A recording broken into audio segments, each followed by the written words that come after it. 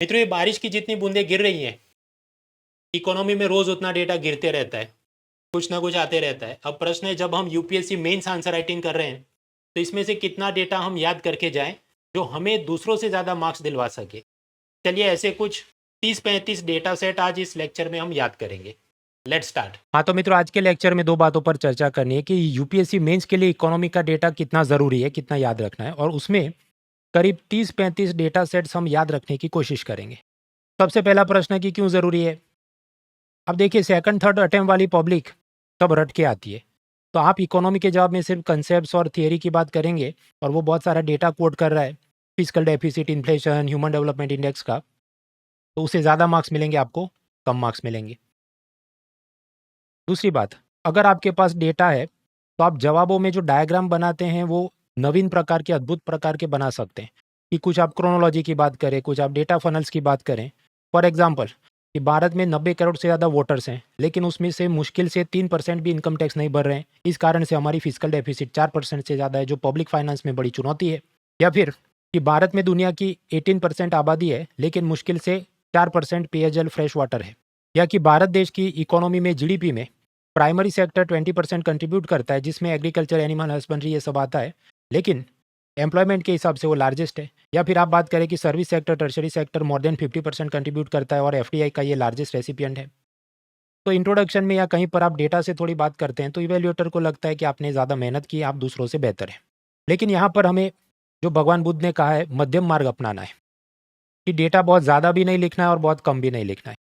बहुत ज़्यादा इसलिए नहीं, क्योंकि हमें बाकी भी सब्जेक्ट तैयार करने, इकोनॉमी अकेला सब्जेक्ट नहीं है। जब हम बात करते हैं मेंस पेपर 3 की, economy, agriculture, disaster management, science, technology, internal security, बहुत कुछ और भी पढ़ना है। और दूसरी बात, कि आप ज़रूरत से डेटा ज़्यादा लिख देंगे तो फिर इवैल्यूएटर बोर हो जाएगा। उसको लगेगा कि आप उसको ज़बरदस्ती इम्प्रेस करने के लिए बहुत सारा डेटा लिख रहे हैं, जबकि उसका एनालिसिस, सजेशन, आगे पीछे की और भी बातें लिखनी होती है। तो don't write data just for writing the data. तो क्यों और कितना ज़रूरी है, मैंने आपको बताया। अब स्वाभाविक है, इकोनॉमी में सारे डेटा भी हम याद नहीं कर सकते, तो करीब 30-35 डेटा सेट्स आज इस 1 घंटे के लेक्चर में हम पढ़ने की कोशिश करेंगे। सबसे पहले तो मित्रों, डेटा के नाम पर क्रोनोलॉजी भी एक जात का डेटा ही है। चाहे आप हिस्ट्री की बात करें, पॉलिटी में संविधान कैसे बना, क्या सुधार हुए, पूरी क्रोनोलॉजी आप बता सकते हैं। या इंटरनेशनल रिलेशन, डिप्लोमेसी में किसके साथ अपनी मित्रता, शत्रुता, क्या समझौते हुए हैं, ये भी डेटा है। मतलब क्रोनोलॉजी के रूप में जब आप लिख रहे हैं। और उसी प्रकार इकोनॉमी में भी डेटा से बात हो सकती है कि भारत की इकोनॉमिक पॉलिसीज़ में क्या सुधार हुए, क्या बदलाव हुए। कि जैसे आज़ादी के बाद 1951 में प्लानिंग कमीशन बना, उसके बाद पंचवर्षीय योजनाएं बनती हैं। 2015 में मोदी जी इसको निरस्त करके नीति आयोग की रचना करते हैं, गठन करते हैं। या कि इंदिरा गांधी, उन्होंने 60s और 70s के ज़माने में, जब शायद चौथा और पांचवा पंचवर्षीय योजना चल रहा था, हरित क्रांति, ग्रीन रेवोल्यूशन, बैंकों का, कोल इंडस्ट्री का नेशनलाइजेशन यानी राष्ट्रीयकरण किया। या कैसे नरसिम्हा राव ने एलपीजी रिफॉर्म्स के तहत लिबरलाइजेशन, प्राइवेटाइजेशन, ग्लोबलाइजेशन की शुरुआत करवाई। और उसी को 2014 में मोदी सरकार कंटिन्यू करती है और वहाँ पर एल फॉर लिबरलाइजेशन जो था, उसको और ज़्यादा उदारीकरण, neo liberal, public private partnership, disinvestment, privatisation, air India बेच दो, आईडीबीआई बैंक बेच दो, एयरपोर्ट सारे अदानी को दे दो। तो प्रो मार्केट नीतियाँ चल रही है। तो ये क्रोनोलॉजी में भी इस तरह से बात हो सकती है, तो ये भी एक डेटा ही हुआ। अब आप सोचिए कि मोदी राज में थोड़ा हम और जूम इन करें, क्योंकि जब आप प्रीवियस ईयर क्वेश्चन एनालाइज करेंगे तो पता चले आजकल मोदी सरकार की इकोनॉमिक पॉलिसी, उस पर सवाल ज़्यादा आते हैं, ना कि नेहरू ने क्या किया या मनमोहन सिंह ने क्या किया। तो मोदी जी के आने पर 2014 से क्या ये उदारवाद और मार्केट फोर्सेस काम कर रहे हैं। तो प्लानिंग कमीशन खत्म करके नीति आयोग का गठन हुआ 2015 में।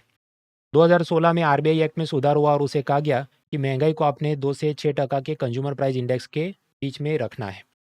2016 में ही विमुद्रीकरण, डिमोनेटाइजेशन होता है 500,000 के नोट का, और साथ ही साथ नॉन परफॉर्मिंग एसेट से लड़ने के लिए इंसॉल्वेंसी बैंक्रप्सी कोड बनाया जाता है।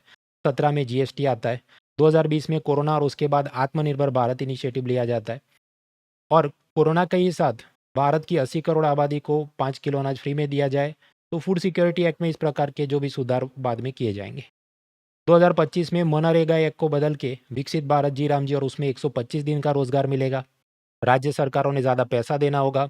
एग्रीकल्चर सीजन में ऐसे सरकारी प्रोजेक्ट पर रोक लगेगी ताकि वो सारे मजदूर किसानों के लिए खेत मजदूरी कर सकें। और भी ढेर सारी ट्रकलॉड ऑफ स्कीम आप बोल सकते हैं, जैसे प्रधानमंत्री जन आरोग्य योजना 5 लाख का हेल्थ इंश्योरेंस है। किसान सम्मान निधि में हर साल 6,000 रुपये किसानों को दिए जाते हैं। Startup India, make in India, production linked incentive scheme, smart city वगैरह वगैरह। अब ये जो हमने प्राइम मिनिस्टर के साथ इकोनॉमिक पॉलिसी जोड़ के बात की, ये तो ऐसी इकोनॉमी है कि मेंस पेपर 1 हिस्ट्री उसमें आज़ादी के बाद के भारत में भी लिखी जा सकती है। मेंस पेपर 2 उसमें governance policy design implementation issues में भी लिखी जा सकती है। और मेंस पेपर 3 में इकोनॉमी खुद से जो मुद्दा है। अब हम इकोनॉमी के 6 पिलर्स, उसमें अलग-अलग जगह पर कितना क्या डेटा याद करना है, करीब 30-35 डेटा सेट्स मेंस के लिए हम याद करेंगे। हालाँकि आपको ये भी समझना है कि यहाँ पर सारे 6 पिलर्स इक्वली इम्पोर्टेंट नहीं है। जैसे कि हम pillar 1 money, banking, finance, insurance की बात करें, एक तरफ प्रीलिम्स में जो 100 जीएस के सवाल आते हैं उसमें से 6-7 सवाल इधर से ही होते हैं, जबकि मेंस का जब आप एनालिसिस करो लगभग हर साल कुछ नहीं पूछते, जीरो।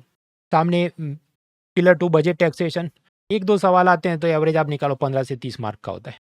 सामने pillar 3 international trade, balance of payment, currency exchange, world trade organisation, ये सब। तो वैसे मेंस पेपर 2 250 मार्क का है और उसमें इंटरनेशनल रिलेशन करीब 50 मार्क का पूछा जाता है, लेकिन उसमें कूटनीति, डिप्लोमेसी ये सब भी आता है। तो केवल हम इकोनॉमी का सबसेट बनाएं तो करीब 10-15 मार्क का एक आध सवाल आ गया और वो भी हर साल नहीं आता है। तो that is pillar 3। Pillar 4 sectors of economy, agriculture, manufacturing, service sector, GDP, macro economic indicators, ये सब तो हर साल लगभग 60 to 90 मार्क्स का पूछा जाता है। अब पिलर 5 इंफ्रास्ट्रक्चर, तो उसमें रटे रटाए 3-4 थीम से सवाल आते हैं।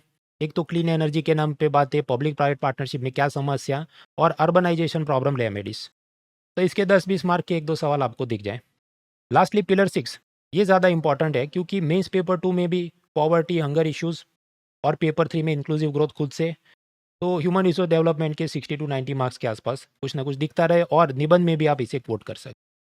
तो इस प्रकार से आप समझिए कुछ ऐसे चैप्टर्स हैं जिसका डेटा हमने मेंस में कम याद रखना है, और कुछ ऐसे चैप्टर्स हैं जिसका मेंस में हमें डेटा ज़्यादा याद रखना है, जैसे पिलर 4 हुआ, पिलर 6 हुआ।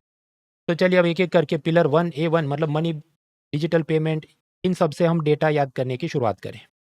वैसे मित्रों, ये आज के लेक्चर का पूरा पावर पॉइंट आप डाउनलोड कर सकते हैं फ्रॉम unacademy.com/content/upsc/runal-patel, या इस क्यूआर कोड से स्कैन करें तो भी आपको मिल जाएगा। लेकिन आज नहीं, कल यानी कि 25 जुलाई को आप ये लिंक ट्राई करिएगा, तब तक वो सर्वर रिफ्रेश होकर फ्रंट एंड में दिखेगा। मित्रों, आज लेक्चर में हम जो पढ़ रहे हैं वो इकोनॉमी के ऐसे डेटा सेट जो मेंस आंसर राइटिंग में उपयोगी है, वरना पूरी इकोनॉमी मेंस एग्जाम के लिए तो वो करीब 12-15 लेक्चर का काम है। ऑलरेडी ऐसा मेरा क्यूईपी 8 कोर्स में कंप्लीट कर चुका हूँ जून जुलाई महीने में। अब तो वापस से नई साइकिल चालू कर दी। तो प्रीलिम्स का पीसीबी 16 कोर्स वो मैंने लॉन्च कर दिया है पिछले हफ्ते से। उसके बाद फिर से मेंस का कोर्स आएगा। तो दोबारा से लाइव लेक्चर्स में ये प्रीलिम्स और मेंस की पढ़ाई खत्म हो जाए क्रिसमस से पहले, ऐसा ही अपना नया बैच लॉन्च हो चुका है। मुश्किल से अभी 5-6 लेक्चर ही हुए हैं, so it is not too late to join.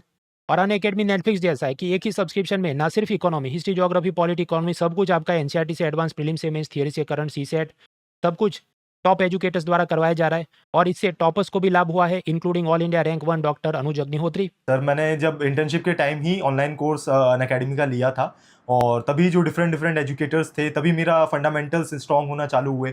और केवल 16,999 में पूरे 1 साल के लाइव क्लासेस की आपको एक्सेस मिल रही है। ये फीस थोड़े समय बाद वापस बढ़ने वाली है, तो बिफोर द प्राइस हाइक आप ज्वाइन करें using the discount code munal.org। Alright friends, so now let's start with pillar 1A1, that is money, digital payment वगैरह। देखिए, अब तक यूपीएससी ने यहाँ से सीधा तो प्रश्न कोई पूछा नहीं, लेकिन कुछ पूछे तो इंट्रोडक्शन वगैरह में क्रोनोलॉजी से आप बात कर सकते हैं। कि देखिए, भारत में डिजिटल पेमेंट के लिए 2016 में ही फेब्रुआरी महीने से यूपीआई की शुरुआत हो गई थी, लेकिन इसका व्यापक प्रयोग तब तक शुरू नहीं होता जब तक 2016 नवंबर में सरकार डीमोनेटाइजेशन करती है, और उसके बाद 2020 में corona lockdown, work from home के चलते डिजिटल पेमेंट, डिजिटल इकोनॉमी को और प्रोत्साहन मिलता है। फिर आती है वर्चुअल करेंसी या बिटकॉइन वगैरह। तो साल 2009 में बिटकॉइन की शुरुआत होती है, और 2022 के बजट में भारत सरकार ने कहा कि हम सेंट्रल बैंक डिजिटल करेंसी ई रूपी का प्रयोग आरबीआई द्वारा शुरू करवाएंगे। अब यहीं से हमारा दूसरा मुद्दा शुरू होता है, आरबीआई एज अ रेगुलेटर, उसका मूल्यांकन, जो मेंस पेपर 2 का मुद्दा है। और बाकी इकोनॉमी पेपर 3 में भी कुछ पूछे तो डेटा आप यूज़ कर सकते। तो आरबीआई ने क्या क्या काम किए? एक तो उसका काम है कस्टमर प्रोटेक्शन, लेकिन ये बैंकिंग सेक्टर में पिछले 6 सालों में 50,000 करोड़ से ज़्यादा के डिजिटल फ्रॉड्स हो चुके हैं, ऐसा नेशनल ह्यूमन राइट कमीशन का रिपोर्ट है। अब आरबीआई खुद का अच्छा दिखाने के लिए कैसा बताएगा? नहीं नहीं, वो तो करीब 200 करोड़ के ही फ्रॉड हुए हैं, और वो भी कम हो के अब 50 करोड़ के हो गए, क्योंकि वो केवल ऐसा बताते हैं कि अच्छा यूपीआई में तुम्हारे साथ ओटीपी फ्रॉड हुआ, वही फ्रॉड है।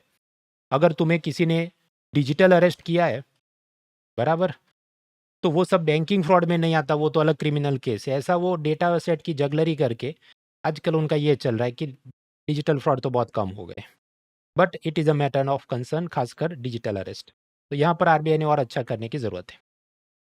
दूसरा आरबीआई का काम है कि ये सब गरीबों को बैंकिंग की, लोन की फैसिलिटी मिले, फाइनेंशियल इंक्लूजन, वित्तीय समावेशन। तो इसमें आरबीआई का खुद का इंडेक्स है जिसमें 0 से 100 के बीच नंबर दिए जाते हैं। अभी अपना स्कोर 67% है, यानी अभी भी और सुधार की अवकाश है, ज़रूरत है। करेंसी एक्सचेंज को स्टेबल रखना, ये भी आरबीआई की जिम्मेदारी। तो यहाँ पर डेटा क्या है, 2020 में अपना $1 के सामने 70 रुपीज़ में काम हो रहा था, अब वो गिर के हो गया 95, यानी रुपये में करीब 35% की गिरावट आई है कोरोना से लेके अब तक। हमारा करंट अकाउंट डेफिसिट भी, मतलब इंपोर्ट एक्सपोर्ट और करंट अकाउंट में बाकी ट्रांजैक्शन के बीच जो मिसमैच है, इम्बैलेंस है, वो भी एवरेज पिछले कुछ सालों से जीडीपी का 2.5% रह रहा है। जबकि चीन वगैरह देशों में करंट अकाउंट डेफिसिट में नहीं होता, आप जानते हैं, सरप्लस में होता है। और उसी कारण उनकी जो सेंट्रल बैंक है उसके पास $3 ट्रिलियन का फॉरेक्स रिजर्व है, अपने पास $600-700 बिलियन का मुश्किल से फॉरेक्स रिजर्व है। नेक्स्ट, आरबीआई को 2016 में आरबीआई एक्ट कानून में संशोधन कर जिम्मेदारी दी गई है कि आपने महंगाई को कंज्यूमर प्राइस इंडेक्स में 2% से कम भी नहीं, 6% से ज़्यादा भी नहीं रखना है। अब नॉर्मली आरबीआई इसको मैनेज कर पाए, लेकिन यूक्रेन युद्ध 2022 के बाद महंगाई 6% को क्रॉस कर गई। अभी वापस आप जानते हैं इन्होंने बेस ईयर वगैरह चेंज कर दिया, तो सब डेटा बहुत अच्छा दिखता है। लेकिन 2026 के ईरान युद्ध, उसके बाद ये एलपीजी संकट, ऊर्जा संकट, फर्टिलाइजर की तंगी, तो वापस ये महंगाई 6% को क्रॉस कर जाए, ऐसा डर लगता है। तो ये सब आरबीआई के सामने चुनौतियां हैं। नॉन परफॉर्मिंग एसेट, ये विजय माल्या वगैरह जो लोन नहीं चुका पाए, तो वो भी कुल जितने लोन दिए जा रहे हैं उसमें पहले तो करीब 10% से ज़्यादा एनपीए हो रहा था, वो गिर के अब 2.5% हो गया है। तो एनपीए में गिरावट आई है। हालांकि एक जो इंसॉल्वेंसी बैंक्रप्सी कोड बना था, उसमें निपटान में पहले के मुकाबले काफ़ी देर हो रही है, कि मान लो 300 दिन का काम सौंपा हो, 400-500 दिन जा रहे हैं। तो दीज आर सम चैलेंजेस। तो यहाँ तक में ही ये करीब हमने 3 मिनट में ही मैंने आपको सारा डेटा बता दिया, UPI, bitcoin, CRR, SLR, repo, bank classification, NPA, Basel वगैरह। आप कह रहे हैं इसमें और भी बहुत कुछ लिख सकते थे कि सीआरआर 3% है, 4% है, रेपो रेट 5.25 है। आप याद कर सके तो ठीक है, वरना इसको समझो एमसीक्यू जितना लोड लेके मत चलो। वरना ये होगा कि इकोनॉमी केवल एक सब्जेक्ट नहीं है, मेंस पेपर 3 में इकोनॉमी है, disaster management, science, technology, internet, बहुत कुछ है। तो इसके ऊपर आप जितना और याद रख सके, that is good for you. और वैसे आप पाएंगे कि जो मेंस इकोनॉमी, उसमें ये पिलर 1A और 1B, इसमें से लगभग कोई सवाल अभी तक पूछे ही नहीं है। तो एक हद से ज़्यादा हम एडवांस में प्रिपेयर होके जाएं, it is not right idea. आगे बढ़ते हैं, शेयर मार्केट का क्या। तो शेयर मार्केट में देखिए, भारत की आबादी 140 करोड़ से ज़्यादा है, उसमें 90 करोड़ से ज़्यादा वोटर्स हैं, यानी कि ये सब तो एडल्ट पॉपुलेशन है, बराबर 18 साल से ऊपर की उम्र के हैं। लेकिन फिर भी भारत के शेयर मार्केट में मुश्किल से 20% ऑफ द फैमिलीज इन्वेस्ट कर रही हैं। भारत में ये 90 करोड़ वोटर में से मुश्किल से 3% से भी कम वोटर इनकम टैक्स भर रहे हैं। उसका एक कारण है, आप जानते हैं, 12 लाख रुपए तक तो इनकम टैक्स माफ है, और ज़्यादातर लोग या तो इतना कमा नहीं पा रहे हैं या ब्लैक मनी छुपा रहे हैं, जिसके चलते भारत सरकार को फिजिकल डेफिसिट, मतलब इनकम एक्सपेंस के बीच जो इम्बैलेंस है, कर्जा लेना पड़ता है। कानून के हिसाब से कितना रहना चाहिए, 3% ऑफ द जीडीपी, उसकी जगह ये अभी तो 4.3% ऑफ द जीडीपी, और उससे भी बढ़ जाएगा बिकॉज ऑफ द 2026 का ईरान वॉर। ठीक। तो यानी भारत की मुश्किल से 20% फैमिली ही शेयर मार्केट में इन्वेस्ट कर रही है। हम क्या चाहते हैं कि नहीं, शेयर मार्केट और पूंजी बाजार की ये जो जड़ें हैं और गहरी हो जाए, गरीब से गरीब आदमी का भी 100 रुपया वो निकाल के लाएं। तो we have to depend the capital market, ये बहुत ज़रूरी है। तभी फैक्ट्रियों को एक्सपांड करने के लिए पूंजी मिलेगी, पुराने इन्वेस्टर्स को लिक्विडिटी मिलेगी, स्टार्टअप कंपनियों को पूंजी मिलेगी वगैरह। फिर एक इकोनॉमी की चुनौती ये है कि एग्रीकल्चर, मैन्युफैक्चरिंग, सर्विस सेक्टर, ये सब की मदद से 100 रुपये का उत्पादन हुआ, जिसे हम कहे जीडीपी। पर उसके मुकाबले ये share market, bond market, credit card loan, ये सब क्या वैल्यू निकालो, वो 140 है। मतलब ये गुब्बारा ये एक दिन फटेगा। Over financialisation is a big problem. और उसके पीछे भी एक बड़ा कारण क्या है, फ्यूचर ऑप्शन मार्केट, वायदा बाजार, उसमें middle class, lower middle class के लोग जो इन्वेस्ट कर रहे हैं, जिनको नहीं आना चाहिए, 10 में से 9 लोग पैसा गंवा रहे हैं, वगैरह वगैरह। डिपेंड करता है क्या पूछा है, उस हिसाब से ये सब डेटा आप कोट कर सकते हैं। नेक्स्ट, तो दैट वाज शेयर मार्केट।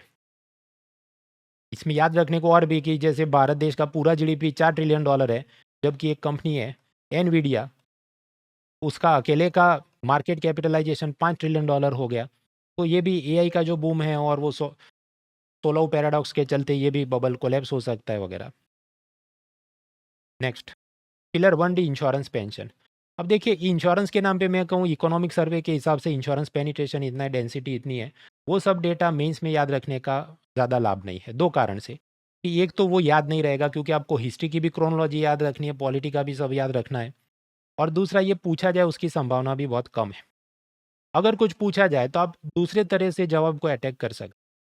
कि इंश्योरेंस सेक्टर में आप रिफॉर्म्स की बात कर लो कि पहले आप याद करो, ये नेहरू से लेके इंदिरा गांधी के टाइम में इंश्योरेंस इंडस्ट्री का राष्ट्रीयकरण हुआ था कि कोई प्राइवेट कंपनियां अलाउ नहीं करेंगे। फिर 90s में वो मल्होत्रा कमेटी बनी, उसके बाद रिफॉर्म्स लिए गए और private sector insurance companies were allowed, लेकिन इसमें भी विदेशी निवेश पर बहुत सारी सीमाएं थी। तो बढ़ाते धीरे धीरे उसको 74% किया, और हाल ही में पिछले 1-2 साल में इसको बढ़ा के 100% किया। इसका क्या, सबका बीमा सबका विश्वास बिल वगैरह लेकर आए हैं। तो ऐसे आप कुछ और तरीके से इसको अटैक कर। और फिर ढेर सारी जो योजनाएं उसके फीचर्स के आसपास आप बात करें, चाहे वो इंश्योरेंस की ये फसल बीमा, प्रधानमंत्री जन आरोग्य योजना, 5 लाख का हेल्थ इंश्योरेंस, ये सब मुद्दे हुए, या हम पेंशन में जाएं तो इसमें ये मिडिल क्लास के लिए, सरकारी एम्प्लॉय के लिए एनपीएस, फैक्ट्री वर्कर्स के लिए ईपीएफओ, अनऑर्गेनाइज सेक्टर में ये रिक्शा रेवड़ी चलाने वालों के लिए अटल पेंशन, श्रम योगी मानधन, एकदम बीपीएल है तो सीधा रूरल डेवलपमेंट मिनिस्ट्री का नेशनल सोशल असिस्टेंस प्रोग्राम है। ये सब आप करें, लेकिन ध्यान ये रखना है कि don't just throw the keywords. कुछ लोग, अब जैसे कि यहाँ पर ये मॉक क्वेश्चन मैंने पूछा था कि फाइनेंशियल इंक्लूजन का क्या महत्व है, इसमें इंश्योरेंस है के लिए क्या योजना है क्या, तो इसने क्या किया, बस पूरी लिस्ट लिख दी है।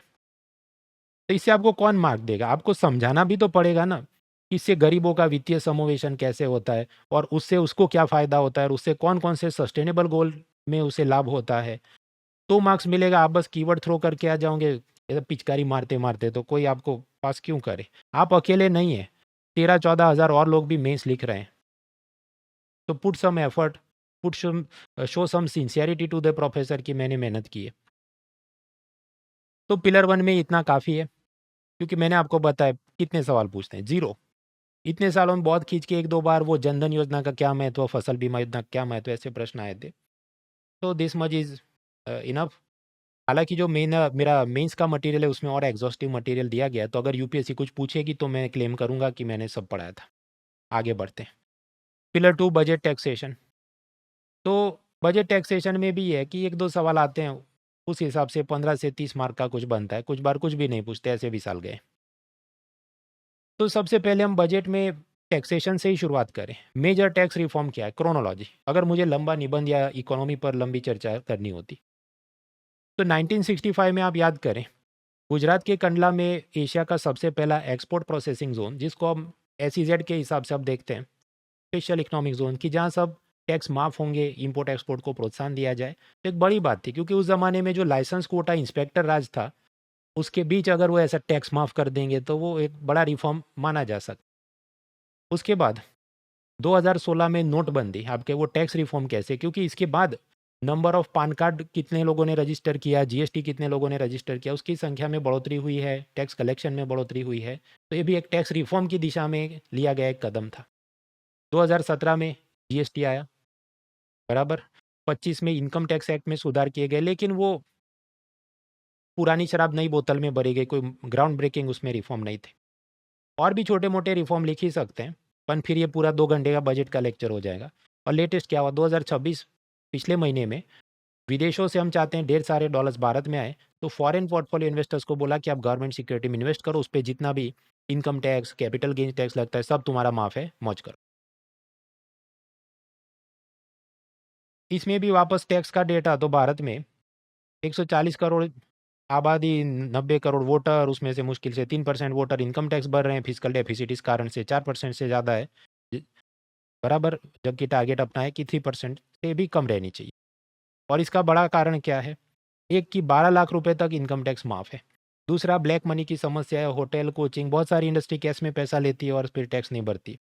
इस कारण से अपना टैक्स टू जीडीपी मुश्किल से 11% है। मतलब समझो, भारत में अगर 100 रुपये का उत्पादन हुआ, सामने 11 रुपये केंद्र सरकार टैक्स में ले रही है। जबकि बाकी ब्रिक्स देशों में आप देखिए, चाहे ब्राज़ील 33%, अफ्रीका साउथ अफ्रीका 26%।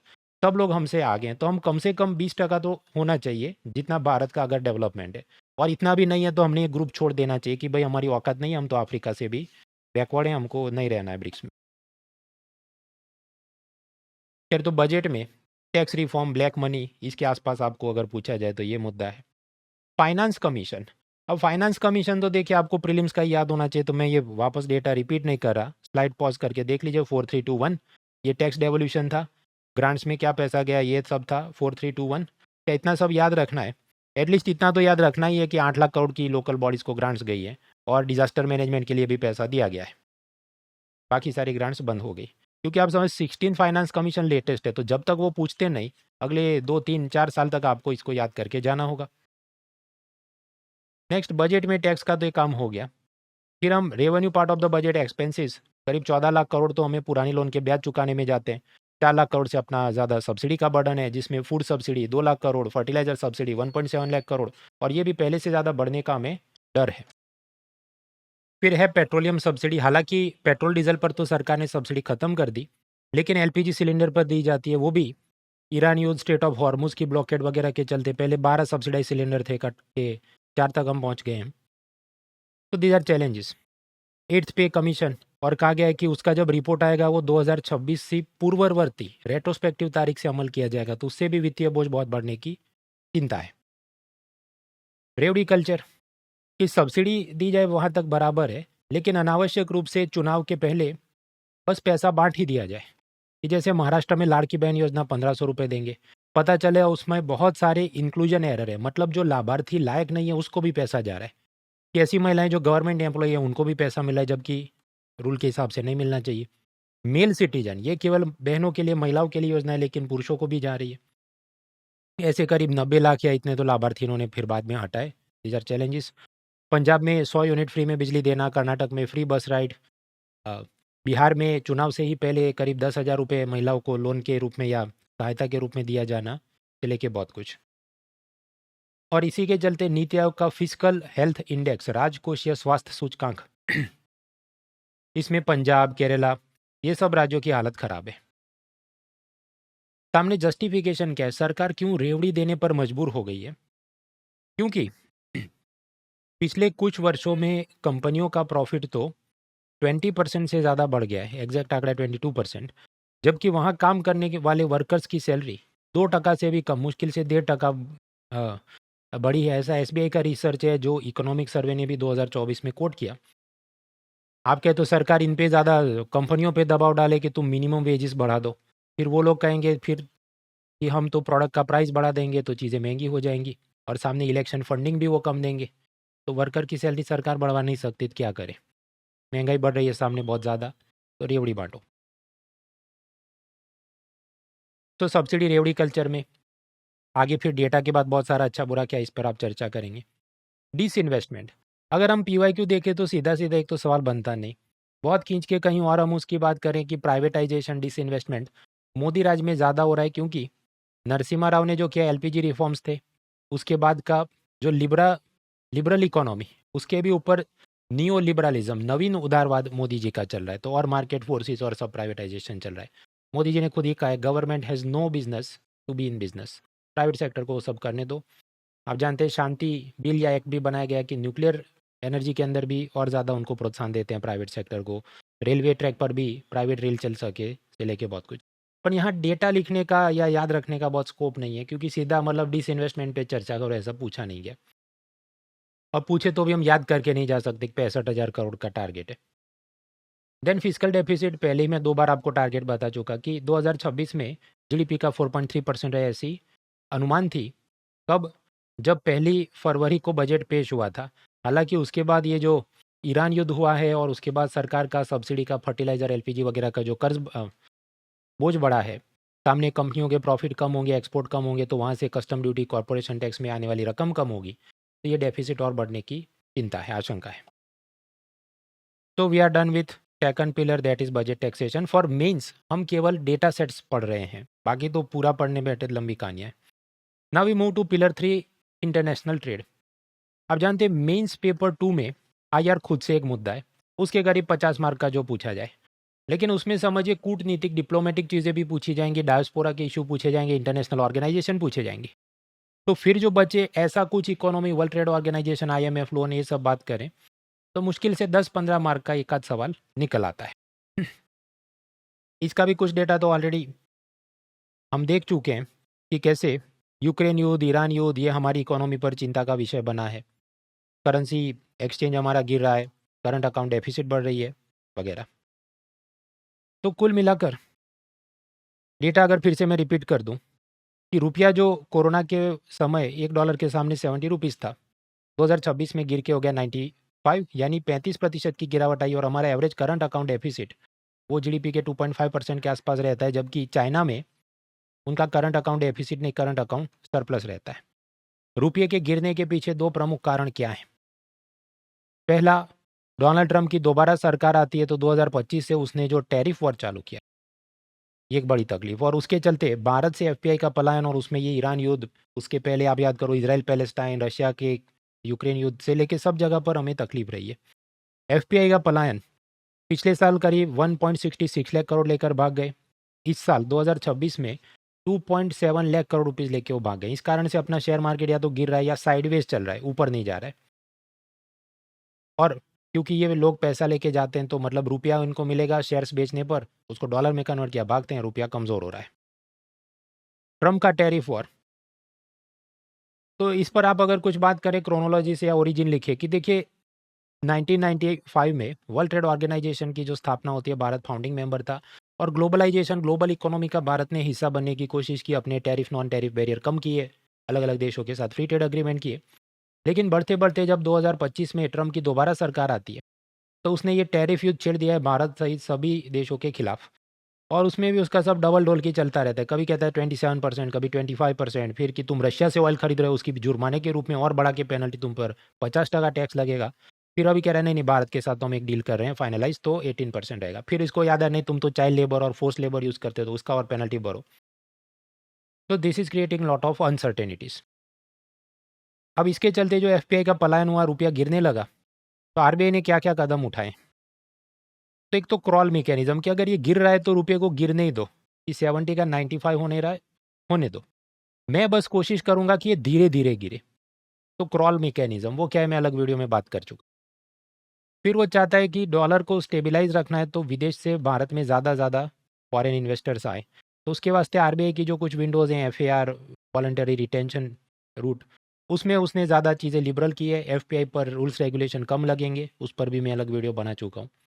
और फिर फॉरेक्स स्वैप और FCNR स्वैप वगैरह की मदद से NRI लोग भी अपने डॉलर डिपॉजिट्स भारत में करें, ये सब कदम उठाए जा रहे हैं, उस पर भी मैं अलग वीडियो बना चुका हूँ।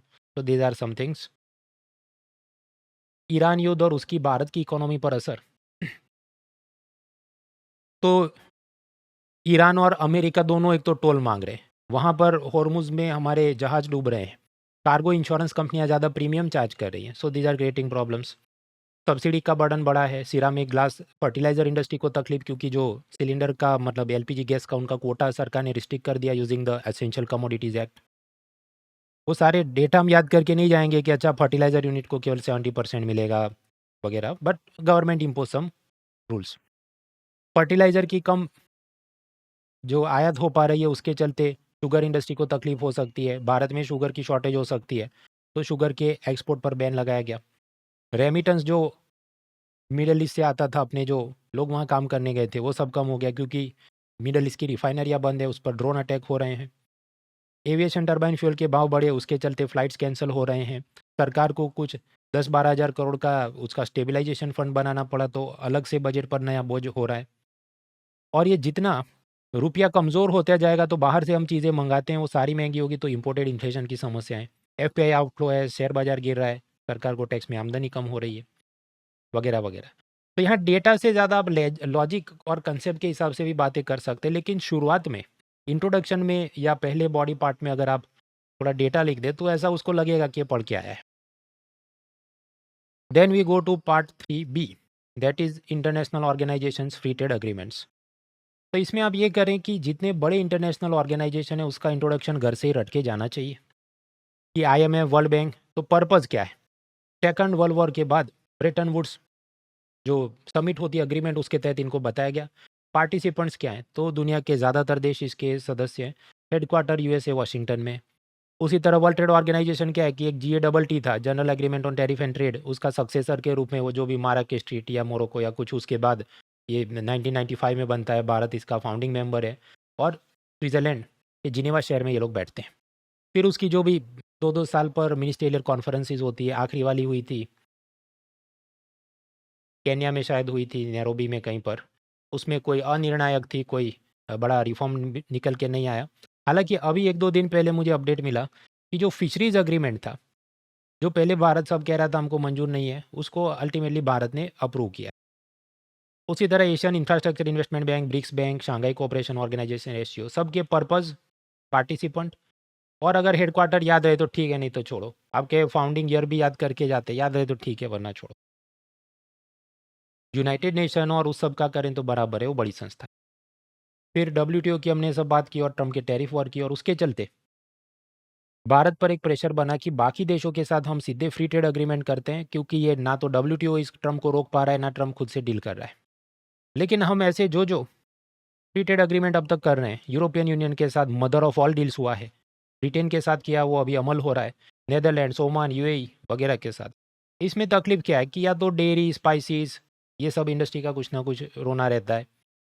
Regional comprehensive economic partnership agreement जो आसियान और ये न्यूजीलैंड, चाइना वगैरह के साथ करना था, भारत ने ज्वाइन नहीं किया कि हमें चाइना से डर है। यूरोप और अमेरिका के साथ डील करते हैं, उसमें उन लोगों की जिद रहती है कि हमारा डेटा हमारे सर्वर में रहना चाहिए, लेकिन यूक्रेन युद्ध के बाद वहाँ बिजली का बिल इतना ज़्यादा आता है कि यूरोप में आप सर्वर रखेंगे, आपका प्रॉफिट मार्जिन हट हो जाएगा। लेबर लॉज के नाम पे ये यूरोप हम पे आरोप लगाता है, USA आरोप लगाता है, तुम बाल मजदूरी कराते हैं, फोर्स लेबर कराते हैं। एनवायरमेंट रेगुलेशन के नाम पे आप याद करो, यूरोपियन यूनियन ने कार्बन टैक्स यानी कि CBAM मैकेनिज्म लगा दिया। उसके अलावा एक डिफॉरेस्टेशन रूल है कि ये तुमने कॉफ़ी जो भारत से यूरोप एक्सपोर्ट की, उस पर तुमने कोई पेड़ नहीं काटे थे, सर्टिफिकेट दे के दो।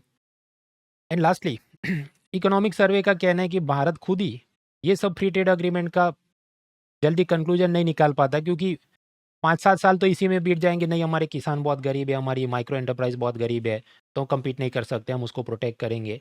तो सामने अमेरिका, यूरोप कहते तो हम आपके लिए टैक्स क्यों कम करें, जब आप हमारे किसानों, हमारी इंडस्ट्री के लिए टैक्स कम करने को तैयार नहीं है।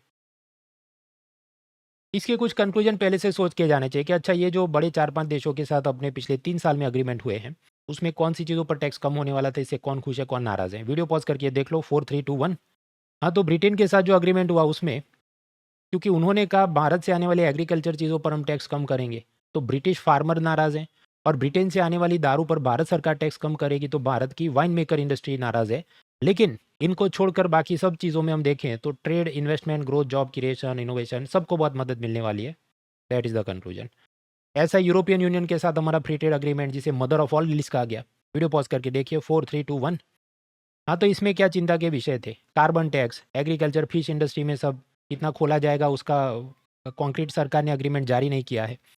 और यूरोपियन यूनियन के जितने सदस्य देश हैं वो सब इसको पास करेंगे, तब जाके तो 26, 27, 28 कब अल्टीमेटली अमल होगा, उसकी डेडलाइन, उस पर चिंता है। लेकिन ये सबको भी हम नज़रअंदाज करें तो इस डील का जितना बड़ा साइज़ और स्कोप है, it is Indeed mother of all deals, और इससे हमें भारत की इकोनॉमी को $5 ट्रिलियन GDP तक पहुँचाने में ये बहुत मदद करेगा। फिर इस साल या जो भी रिसेंट में समिट्स हुई हैं या होने वाली हैं, उससे भारत को क्या लाभ हुआ है या हो सकता है? ऐसे कुछ टेम्पलेट्स आप घर से बना के जाएँ। वीडियो पॉज़ करके क्वेश्चन पर आप सोचिए। 4, 3, 2, 1। हाँ, तो ब्रिक्स देशों की जो चेयरमैनशिप है, अध्यक्षता भारत को मिली है, और भारत 2026 में इसकी समिट का, परिषद का मेज़बानी करने वाला है, होस्टिंग करने वाला है। तो इसमें भारत की क्या प्राथमिकता होनी चाहिए, क्या इसके सामने चुनौतियाँ हैं? तो शुरुआत आप क्या ब्रिक्स की क्या स्थापना हुई, फाउंडिंग मेंबर्स, ये सब बात करेंगे। और फिर ब्रिक्स समिट की मेज़बानी यदि भारत कर रहा है तो क्या अवसर हैं, व्हाट आर द अपॉर्चुनिटी? कि हमारा ये जो UPI है, ऑलरेडी यूरोपियन यूनियन के साथ, उनके टिप्स के साथ हमने उसका लिंकेज बनाया, UAE के साथ डील किया है, सिंगापुर से लेके बहुत सारे देशों के साथ। तो जब ये सारे अपने ब्रिक्स मेंबर भी, उसमें ईरान से लेके बहुत सारे और देश आने वाले हैं, तो वो सब ऐड होंगे, उन सब के साथ हम ये लिंकेज बढ़ा सकते हैं, ये अपॉर्चुनिटी है। ग्रेन एक्सचेंज प्रोग्राम, कि अफ्रीका के देशों को या दूसरे जो भी गरीब देश जो नए सदस्य बने, उनके साथ हम ये एक डील करके अपना सॉफ्ट पावर इमेज इम्प्रूव कर सकते हैं। कि उनको अनाज हम देंगे, उसका डील करेंगे, कुछ फ्री में देंगे, कुछ सब्सिडाइज प्राइस पे देंगे। हम यहाँ पर ब्रिक्स के बाकी देशों के साथ मिलकर एक रेजोल्यूशन पास कर सकते हैं, मांग कर सकते हैं कि यूनाइटेड नेशन सिक्योरिटी काउंसिल, उसमें जो 5 परमानेंट मेंबर है, तो भारत भी एक न्यूक्लियर पावर है, तो हमको भी सीट मिलनी चाहिए। वर्ल्ड ट्रेड ऑर्गेनाइजेशन में जजेस की वैकेंसी काफ़ी समय से पेंडिंग है, क्योंकि अमेरिका उसको रिजेक्ट करते रहता है, तो उसको जल्दी से निपटाया जाए। आईएमएफ के अंदर भी भारत जितनी बड़ी अर्थव्यवस्था है, तो हमारा एसडीआर कोटा बढ़ाया जाए। जिस प्रकार से चाइना की करेंसी युआन उसके फॉर्मूला में है, तो भारत के रुपये को भी ऐड किया जाए। ऐसी सब बातें कुछ होनी चाहिए। नेक्स्ट, अपॉर्चुनिटी की ये जितने एआई मॉडल बन रहे हैं, Anthropic, Claude, Grok, chat GPT, Gemini, ये सब वेस्टर्न डोमिनेटेड है। तो उसके चलते भारत के और बाकी सभी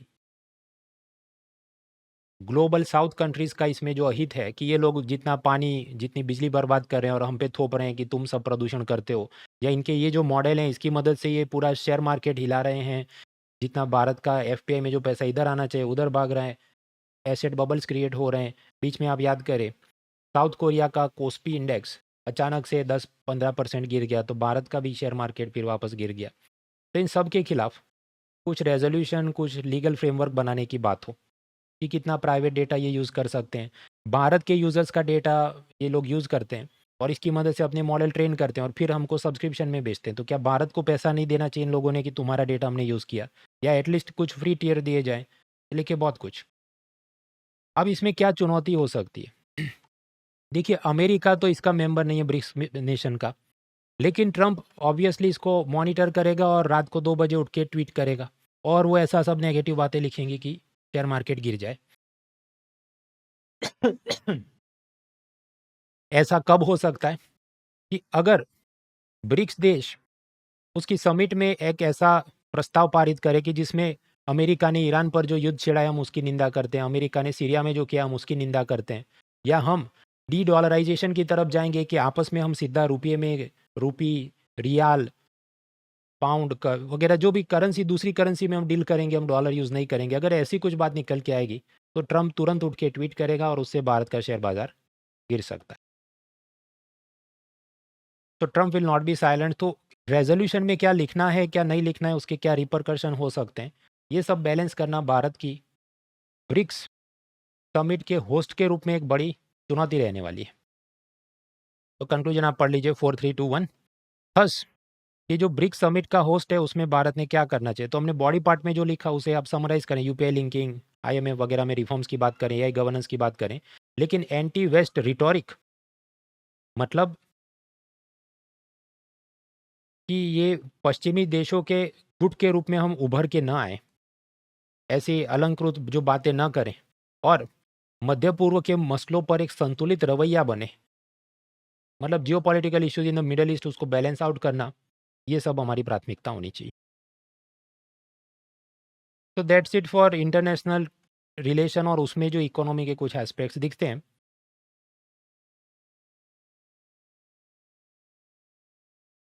इसमें भी आप समझिए कि जो इंटरनेशनल रिलेशन मेंस पेपर 2 में वो कितना पूछा जाएगा, 50 मार्क लगभग 4 या 5 सवाल होंगे, उसमें भी इकोनॉमी का एक सवाल, और उसमें भी ऑलरेडी आज मैंने बात की, उसमें बहुत कुछ आप रिसाइकल करें तो कुछ भी पूछा जाए, एटलीस्ट आप 30-40-50% तो you can makeup the answer. तो ज़रूरत से ज़्यादा इसमें सब एकता टाइगर, जेम्स बॉन्ड, ये सब में मत जाओ। कौन से बड़े बर्निंग इश्यूज़ रहे हैं, ना सिर्फ इकोनॉमी बल्कि इंटरनेशनल रिलेशन में भी, उतना फॉलो करें। आगे बढ़ते हैं pillar 4, that is sectors of economy. ये ज़्यादा इंपॉर्टेंट है क्योंकि उसमें से हर साल 60-90 मार्क्स का डायरेक्ट इनडायरेक्ट पूछा जाता है। फिर बाकी पिलर्स भी हम एक एक करके देखते हैं। तो ये हमने देखा pillar 3, international trade, balance of payment, free trade agreement, international organisations. अब आगे बढ़ते हैं पिलर 4, और उसमें ए फॉर एग्रीकल्चर। तो एग्रीकल्चर के नाम पे हमें ऐसा क्या क्या डेटा याद रखना चाहिए जो हमारे मेंस के जवाबों को बेहतर दिखा सके, थोड़े अच्छे मार्क्स ला सके। सबसे पहले आप विषमता से शुरू करें कि एक तरफ दुनिया की 18% आबादी भारत के पास है, लेकिन पूरी दुनिया की केवल 2.5% ज़मीन और केवल 4% फ्रेश वाटर हमारे पास है। भारत में रिसर्च डेवलपमेंट भी एग्रीकल्चर का बाकी दुनिया के मुकाबले इतना बेहतर नहीं हो पाया, इसलिए हमारी एवरेज यील्ड बाकी दुनिया के ग्लोबल स्टैंडर्ड से थोड़ी कम रहती है। फिर आप जीडीपी से भी जोड़ सकते हैं कि देखिए, किसी भी इकोनॉमी को प्राइमरी, सेकेंडरी और टर्शरी सेक्टर में डिवाइड किया जाता है। प्राइमरी मतलब जो प्रकृति से हम एक्सट्रैक्ट कर रहे हैं, जिसमें agriculture, forestry, fishing, mining, animal husbandry, पशुपालन ये सब आता है। और जीडीपी में इसका योगदान तो प्राइमरी सेक्टर करीब 20% यानी कि 1/5 योगदान देता है, लेकिन रोजगार के हिसाब से ये लार्जेस्ट एम्प्लॉयर है। सेकेंडरी सेक्टर 26% और उसके भीतर मैन्युफैक्चरिंग करीब 17 to 18%, जिसका टारगेट है 25% तक हमें ले जाना है। टर्शरी सेक्टर सर्विसेज वगैरह वो 50% से ज़्यादा कंट्रीब्यूशन कर रहा है और एफडीआई सबसे ज़्यादा वहाँ पर आती है। तो डेटा सेंट्रिक ऐसा इंट्रोडक्शन बन सकता है। अगर आपको एग्रीकल्चर की सब्सिडी के बारे में कुछ पूछा जाए तो प्रतिवर्ष भारत सरकार 2 लाख करोड़ से ज़्यादा फूड सब्सिडी, फर्टिलाइज़र पर 1.7 लाख करोड़ से ज़्यादा, और ये भी ईरान युद्ध के बाद और बढ़ने की संभावना है, डर है। प्रधानमंत्री किसान सम्मान निधि, जिसमें हर किसान को 6,000 रुपये प्रतिवर्ष दिए जाते हैं, उसमें 63,000 करोड़ खर्च किए जा रहे हैं। तो ये कुछ योजनाओं का आंकड़ा अगर आप याद रख सकें। और इतना सब देने के बावजूद भी किसान की औसत महीने की आमदनी कितनी है? तो बिहार में 9,000, ओडिशा में 9,000, झारखंड में 9,700, नेशनल एवरेज 13,000 है। आप पाएंगे हरियाणा और पंजाब में उससे कई गुना ज़्यादा है, कि पंजाब में 31,000 और हरियाणा में 25,000। इसका कारण आप जानते हैं कि ग्रीन रेवोल्यूशन, हरित क्रांति वहाँ पर ज़्यादा गई थी, तो उन्हें पहले फ़ायदा मिला। और ये सब नाबार्ड का डेटा है। तो इसे भी आप ऐसे यूज़ कर सकते हैं कि क्यों इतनी सारी योजना, इतना सारा सब्सिडी देना चाहिए, क्योंकि किसानों की खुद की आय बहुत कम है। तो अपने पैसों से अगर वो हम उम्मीद रखें कि वो सीड, फर्टिलाइज़र ये सब खरीद पाएगा, तो वो संभव नहीं है। इसलिए सरकार उसको सहायता करे, बहुत ज़रूरी है। फिर यूपीएससी मेंस में पेपर 3 में एग्रीकल्चर सिलेबस में एक मुद्दा है क्रॉपिंग पैटर्न, यानी कि भारत के कुल विस्तार में कहाँ कितनी फसल लगाई जाती है। तो सबसे ज़्यादा फसल लगाई जाती है राइस, 43 मिलियन हेक्टर। हालांकि एग्जैक्ट आंकड़ा याद नहीं रखना है, लेकिन रैंक के हिसाब से आप याद रखें कि सबसे ज़्यादा विस्तार में चावल उगाया जा रहा है। क्योंकि आप लॉजिकली सोचो, साउथ इंडिया में यस, नॉर्थ ईस्ट में यस, और पंजाब में भी, जहाँ असल में चावल नहीं गेहूँ ज़्यादा उगाना चाहिए, लेकिन वो लोग भी चावल भी उगाते हैं। तो अगर हर जगह पर चावल उगाया जा रहा है because of governments minimum support price policies, तो राइस का एरिया अंडर कल्टीवेशन सबसे ज़्यादा है। उसके बाद वीट, फिर पल्सिस, ऑयल सीड वगैरह वगैरह। तो आप वीडियो पॉज करके आप पहले देख लो। 4, 3, 2, 1। हाँ, तो क्रॉपिंग पैटर्न का इंट्रोडक्शन मतलब क्या है कि भारत में ज़्यादातर ये गेहूँ, चावल, गन्ने की तरफ झुका हुआ है, और हम चाहते हैं कि किसान अपनी आमदनी अगर दुगनी करना चाहता है तो ड्रैगन फ्रूट, एवोकेडो, ब्लूबेरी ऐसी नई नई चीज़ें वो अपनाए। लेकिन वो अकेला एक किसान ये नहीं कर सकता, पूरा इकोसिस्टम होना चाहिए। उसका सीड, फर्टिलाइज़र, उसमें कुछ बीमारी लग गई उसका इलाज करने के लिए, और फिर वो पूरा फूड प्रोसेसिंग इंडस्ट्री से जाके आपको ब्लिंकिट, जोमेटो से अपने घर पे डिलीवरी दे दे। ऐसा पूरा full farm to fork ecosystem होना चाहिए। केवल फार्मर में जागृति फैलाना काफ़ी नहीं होगा, खेत से थाली तक पूरा तंत्र हमें खड़ा करना होगा। तो इस प्रकार से थोड़ा काव्यात्मक बनाकर आप लिखें, इट विल हेल्प यू। फिर मेंस पेपर 3 में एक मुद्दा है लैंड रिफॉर्म्स। अब लैंड रिफॉर्म्स में हम कोई डेटा याद करके नहीं जा सकते कि इतने हेक्टर ज़मीन इतने किसानों में बांटी गई थी वगैरह। तो व्याख्या याद करके जाओ, क्रोनोलॉजी याद करके जाओ, कि सरकार द्वारा भूमिहीन किसानों में ज़मीन का जो पुनर्वितरण होता है, कि बड़े किसान से ज़मीन ली जाए और नीचे भूमिहीन किसानों में बांटी जाए। Government led division of agriculture land and its reallocation among the landless people, that is called land reform, भूमि सुधार। क्रोनोलॉजी में क्या क्या हुआ कि ज़मींदारी ख़त्म की गई, विनोबा भावे का भूदान था। फिर एक किसान कितनी ज़मीन रख सकता है, सीलिंग रखी गई। फॉरेस्ट राइट एक्ट के अगर आप या आपके बाप दादा पिछले 75 ईयर से जंगल विस्तार में खेती करते थे, तो आपको उसका अधिकार दिया जाएगा, ताकि फॉरेस्ट ऑफिसर्स आपको परेशान नहीं करे और बैंक में आपका लोन जल्दी पास हो जाए, वगैरह वगैरह। फिर मेंस पेपर 3 में मुद्दा है फूड प्रोसेसिंग इंडस्ट्री। अब इसमें मैं आपको नेट से सर्च के बोलूँ कि देखो, भारत के जीडीपी में फूड प्रोसेसिंग इंडस्ट्री का X% योगदान है और Y% जॉब क्रिएट कर रहा है। तो ये अभी आपको आसान दिखता है, पर रियल एग्जाम में याद करना मुश्किल होगा, क्योंकि मेंस पेपर में 5 और भी सब्जेक्ट आपको मेंस पेपर 3 में याद करने हैं। ऑप्शनल भी है बहुत कुछ। तो rather than burdening our brain with so much data sets, हमें क्या करना चाहिए, SDG गोल से लिंक कर दो कि भारत में फूड प्रोसेसिंग इंडस्ट्री इतनी डेवलप नहीं हुई है, इसलिए बहुत सारा फल सब्जी बर्बाद हो जाता है, क्योंकि उसे प्रोसेस करके हम स्टोर नहीं कर पाए। तो अगर हम चाहते हैं SDG goal number 2 zero hunger से लड़ना है, अगर हम चाहते हैं कि किसान और उसके परिवार वाले सब ज़्यादा पैसे कमा सके, decent work and economic growth, तो उसके वास्ते फूड प्रोसेसिंग इंडस्ट्री बहुत महत्वपूर्ण है। अब ये इंट्रोडक्शन आप पढ़िए 4, 3, 2, 1। हाँ, तो फूड प्रोसेसिंग में मैं क्या करूँगा, डेफिनेशन से शुरुआत करूँगा। It means converting raw food into food products using mechanical और केमिकल मेथड्स। मशीन या रासायनिक प्रक्रिया से कच्चे खाद्य पदार्थ को तैयार बनाना, उसे खाद्य प्रसंस्करण कहते हैं। और इससे हमारे sustainable development goal number 2 hunger और गोल नंबर 8 जॉब क्रिएशन में काफ़ी मदद हो सकती है। हालांकि इसमें बहुत सारे चैलेंजेस हैं जो आप बॉडी में चर्चा करेंगे, पेस्ट, सीड क्वालिटी, एडल्ट्रेशन, मिलावटखोरी, आसानी से उसका लोन नहीं मिलता, कुशल स्किल्ड कारीगरों की कमी है वगैरह। तो दैट वाज एग्रीकल्चर। इतना डेटा आप याद करें, बहुत है, मोर देन इनफ है। ज़्यादातर सवालों में आप यही रिसाइकल कर सकते। इसके बाद pillar 4B, manufacturing and service sector. तो अगेन अपना ये जो आप ऐसे शुरुआत कर सकते हैं कि भारत की इकोनॉमी में सेकेंडरी सेक्टर उसका 26% कंट्रीब्यूशन है।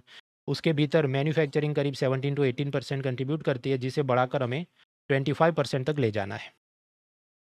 आप याद कीजिए, सेकेंडरी सेक्टर मतलब केवल मैन्युफैक्चरिंग नहीं है, कंस्ट्रक्शन, बिजली, गैस, वाटर सप्लाई सब आता है। तो जब हम पूरा कहते हैं ये 26% है, तो उसमें मैन्युफैक्चरिंग तो उससे थोड़ा कम ही होगा, अराउंड 18%, जो बढ़ा के हमें 25 करना है, ऐसा हमारी नेशनल मैन्युफैक्चरिंग पॉलिसी बोल रही है। टर्शरी में सर्विसेज वगैरह आता है, जो कि करीब 54% कंट्रीब्यूट कर रहा है। आगे अब ये जो मैन्युफैक्चरिंग है उसके साथ जुड़े कुछ मुद्दे, उसके हम टेम्पलेट या डेटा सेट याद करके जा सके। Intellectual property right, startup, MSME, textile and service sector. तो देखिए, भारत में इंटेलेक्चुअल प्रॉपर्टी राइट्स, तो उसके वास्ते रिसर्च डेवलपमेंट ज़रूरी है, लेकिन अपने देश का GDP का मुश्किल से 1% भी हम रिसर्च डेवलपमेंट में खर्च नहीं कर रहे। जबकि इजराइल आप देखिए, हमसे कई गुना छोटा देश है, फिर भी 6% कंट्रीब्यूट कर रहा है, वगैरह वगैरह। और भारत में ये जितना रिसर्च डेवलपमेंट में पैसा खर्च कर रहा है, इतना 0.6%, उसमें भी सरकारी क्षेत्र आप देखिए लगभग 40-50% तो वही दे रहे हैं। प्राइवेट सेक्टर तो मुश्किल से 36% ही कंट्रीब्यूट कर रहा है। तो हम कैसे आगे बढ़ सकते हैं जब ये काम नहीं हो रहे हैं? तो ऐसी चिंता से आप जवाब की शुरुआत कर सकते हैं कि हालांकि ग्लोबल इनोवेशन इंडेक्स में सतत रूप से हमारा रैंकिंग बढ़ के 38 तक पहुंचा है, या टॉप 40 में हम पहुंच गए हैं, या टॉप 50 में हम पहुंच गए हैं, ऐसा आप लिखो। किंतु फिर भी रिसर्च डेवलपमेंट का spend as a percentage of GDP अपेक्षा से कम है, और उसमें भी प्राइवेट सेक्टर बहुत कम कंट्रीब्यूट कर रहा है compare to other emerging economies. अन्य उभरते देशों के मुकाबले ये सब अच्छा नहीं हो रहा है। स्टार्टअप के बारे में कुछ पूछा जाए तो उसकी व्याख्या अगर आप याद रख सके कि स्टार्टअप क्या है, कि नॉर्मल स्टार्टअप मतलब जो 10 साल से पुराना नहीं है और जिसका टर्नओवर 200 करोड़ से ज़्यादा नहीं है, और जो कोई इनोवेशन का काम कर रहा है, वो स्टार्टअप है, और कॉमर्स मिनिस्ट्री उसको अलग अलग योजनाओं के लिए सहायता करती है। और इसमें भी ऐसी कंपनियां जिनका वैल्यूएशन $1 बिलियन या उससे ज़्यादा बढ़ जाता है, उसे हम कहते हैं यूनिकॉर्न स्टार्टअप। हालांकि भारत के अंदर जो यूनिकॉर्न स्टार्टअप है वो चीन और USA के मुकाबले बहुत कम है।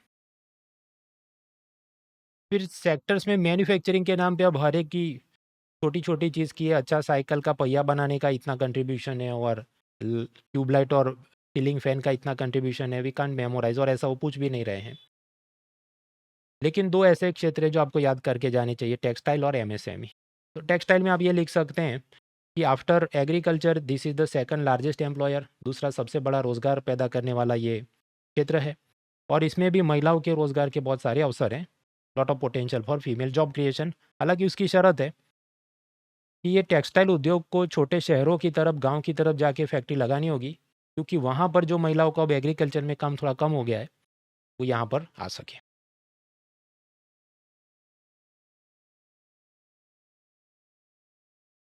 वीडियो पॉज करके पूरा इंट्रोडक्शन देख लीजिए। 4, 3, 2, 1। दूसरा मैंने बताया आपको कि माइक्रो स्मॉल मीडियम एंटरप्राइज, उसके भी कई बार सीधा या इनडायरेक्टली आप यूज़ कर सकते हैं। तो अगर उसकी आप डेफिनेशन याद रख सके कि इतना टर्नओवर और इतना इन्वेस्टमेंट हो, तो उसे MSME कहते हैं।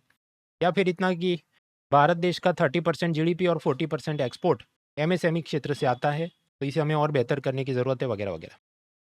ये इंट्रोडक्शन देख लीजिए। 4, 3, 2, 1। तो दैट वाज MSME। फिर सर्विस सेक्टर, और सर्विस सेक्टर में आज बड़ा मुद्दा क्या है?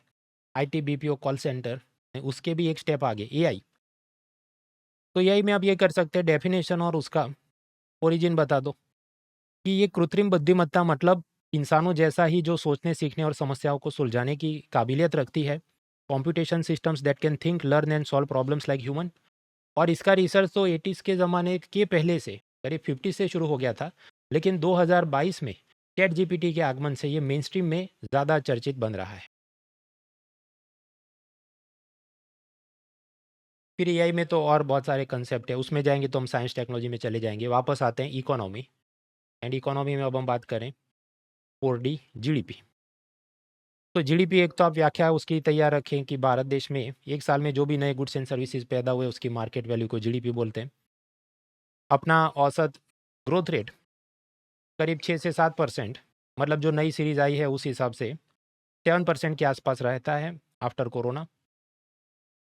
पूरी दुनिया में 2025 में भारत चौथा सबसे बड़ा अर्थतंत्र था। हमारा जीडीपी $4 ट्रिलियन का था।